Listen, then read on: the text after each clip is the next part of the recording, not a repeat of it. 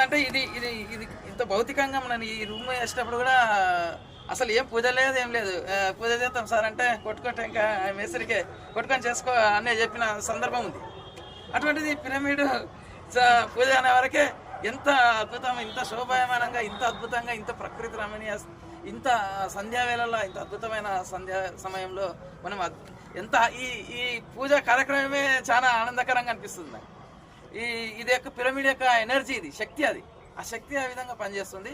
ఇప్పుడు నా నేపథ్యం చెప్పాలంటే నేను 2007 నుండి నేను ధ్యాన కుటుంబం నాది. 2007 నుండి మా పిల్లలు పుట్టుక నుండి శాకాహారులు, మేము మాంసాహార కుటుంబంలో పుట్టిన 2007 నుండి మేము శాకాహార జీవితం మాది.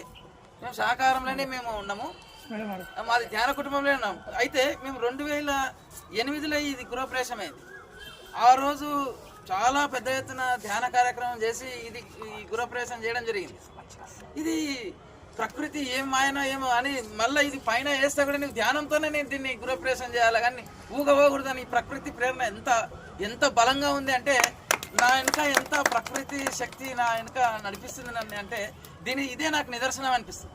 నువ్వు ధ్యానం ద్వారానే నువ్వు మళ్ళీ దీన్ని గృహప్రవేశం చేయాలి. ఇది ఎంత కాకతీయంగా మళ్ళీ ఏదో సెప్టెంబర్లో మనతో కార్యక్రమం ఉంది, శాకాహార ర్యాలీ ఉంది. ఆ రోజు దీనికి రిబ్బన్ కటింగ్ చేద్దాం మన శివరాములు అంటే ఇది ఏదో స్ట్రక్చర్కి ఇచ్చినట్లనే ఇది ఇంత అద్భుతం.